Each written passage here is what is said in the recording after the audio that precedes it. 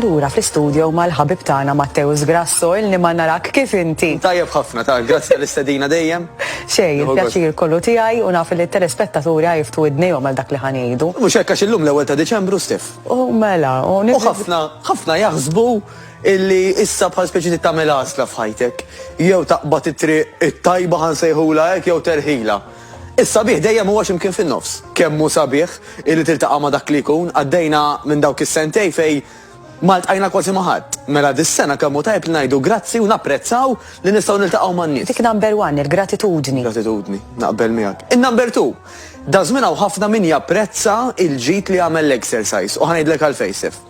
Min speċjalment jibda l-exercise bħalissa, jew inkella anke min ikomplih, ħajapprezza illi anka jekk inti mhux essaċ qed toqgħod attenta għalli tiekol, il-fatt li qed titxaqlaq u qed titxaqlaq regolari ħajtik is-saħħa, ġifieri hemm min jgħidlek bit-training jien kemm indum aktar ma jaqbad ninas nibqa' għaddejja isni spitfire matul il-ġurnata. L-adrenalina ma tkunx tittinżel. Adrenalina, focus, kreattività. Hemm min jgħidli pereżempju taf x'insib tajjeb nagħmel l-exercise filgħodu għax wara anke jekk irid nisbarazza d-dar jew nipprepara gas down ikolli enerġija tal-blieħ illi ma nifhimiex jgħidu li għax jiena kont naħseb illi bit-training ngħejja u wara jkolli abtit norqod. Imma jgħiduli aktar inkun irrid nagħmel. Mela number one, ħajnet tkun aktar fast, produttiva u anke jkollok aktar kreattività. U anke meta tasal biex torqod għalkemm dak il-ħin stess ma jkollokx nas, wara jkollok raqda verament tajba. Ekku, u fil-fatt minn il-miliet ħafna jgħaddu minn esperjenza bħal xuġiħ ta' rasandi għax ħadrink żejjed, jew inkella ma nistax niġi tiegħi. Isibu li l-exercise u għajisu dak il-buttuna tal-restart ngħidu aħna, illi jerġa' jtik dik l-ispinta, jerġa' jtik dik il-charge bħal meta tqabbad il-mobile mal-wire u inti terġa' tiġi daqsxejn tiegħek mhux ħażin, mhux qed ngħidu jista' bniedem qas jorqod ta' imur it-training u qisu raqat, mhux qed ngħidu hekk, imma għal mind graze għal ġieħ ta' rasijiet kemm hu tajjeb l-exercise, kemm hu tajjeb l-ilma għax aħjar insemmu issa, ġifieri anke meta nkunu qed nieħdu aktar alkohol, dak ikun qisu qed jisraq ejja npoġġuha hekk mill-hydration mill-ilma tagħna. Mela l-aħjar ħaġa nistgħu nagħmlu anke l-avvenimenti stess, m'għandniex minn xiex niddejqu, jekk is-soltu nieħu 5 drinks jien, ejja ngħidu ħadd tlieta minflok. Jew għal bżonn ejja ngħidu ħadd 5 xorta ħa. Imma in between bejn kull wieħed kien hemm imqar tazza ilma. X'ħaj jiġri normalment?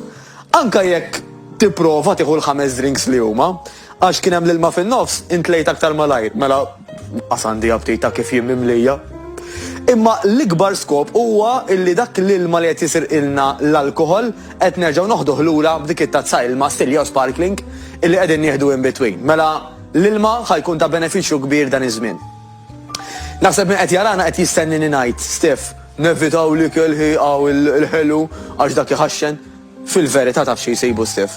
Min jgħid jiena min issa sa ma nasal fejn irrid, mhux ħanieħu biċċa ħelu, mhux ħanieħu pastizz, mhux ħanieħu ma nafx xiex, dawk għandhom tendenza ħafna kbar jew hemm riskju ħafna kbar illi mbagħad meta jmissu oġġett minnu meta once you pop, you can't stop. Eżatt, u mhux ħanidħol fuq binge eating għax dak hemm esperti fuq is-suġġett, però għandek tendenza illi min jibda jiekol imbagħad. U fejn ikunu l-aktar prone dawn l-affarijiet f'dawn l-avvenimenti. Mela kemm hu aħjar jien illi mmur programmat minn qabel ngħid isma' jiena naf illi hemmhekk ħajkun hemm ikel mhux tas-soltu. Mela billi jiena ħankompli ma dak li jkun l-aħħar tad-dinja, jekk il-miliet jiġi f'Diċembru u ejja biex inġibu każ estrem ikollok xahar sħiħ, qed nesaġera apostata, xahar sħiħ kuljum b'xi ħaġa, xahar sħiħ, Alla jbierek. Dak xorta huwa wieħed mit 12-il xahar. Mela jekk inti f'dak ix-xahar tgħid ksirta naqra. Ksirta xi naqra l-emmulaw. Mhux jiġri fil-11-il xahar li ieħor l-aktar jott. Narawha mill-futbol, jekk xagħti jiġi 11 b'wieħed ngħidu l-lunch li xkaxkejra. L-istess ħaġa hekk, mela jekk jiena nagħmel 11-il xahar nagħmel għażliet tajbin, billi jkun hemm xahar li qed niżloq naqra l-emmulaw. Ekku. L-importanti illi, u din appella l kulħadd, illi dak li kun ikollu diġà it-tir, il-ħsieb, id-deċiżjoni aktar minn il-ħsieb anzi Stef, illi meta mbagħad dawn l-avvenimenti jibdew jonqsu, ikompla fejħalla mhux issa tax nagħmel ara vera qed li ħanibda għall-bidu ta' Jannar, imma ħanispiċċa li kelli għandi d-dar u mbagħad nibda. Xi bad waħda jasal frar San Pawl ngħidu issa ġej il-karnival, ħajad il-karnival.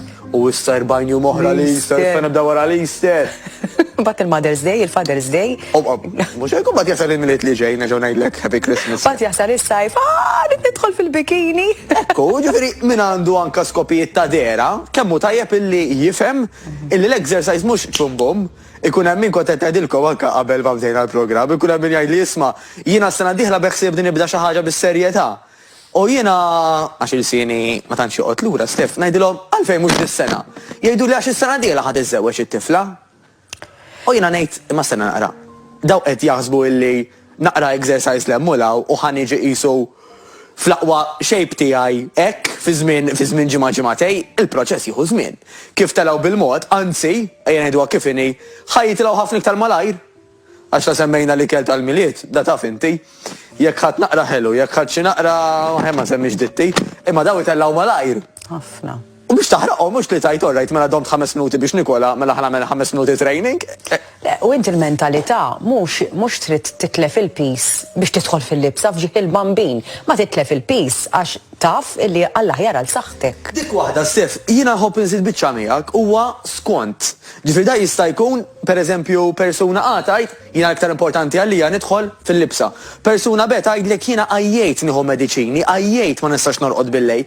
Dak l-aktar importanti għalija. Mela dak li jkun irid jaffaċċja lil nifsu jgħid jiena x'l-aktar li jgħinni jimmotivani biex niċċaqlaq. U dak kan żommu qudiem għajnejja idealment nikdbu u nwaħħlu x'imkien mal-friġġ jew mal-karozza jew xi ħaġa. Proset, nirringrazzjak minn qalbi ġejt u tajtna boost. Grazzi immens. Waqfa qasira l-aħbarijiet imbagħad Dr. Melino Merċieqa miegħi fl-istudio. Ibqgħu hemm.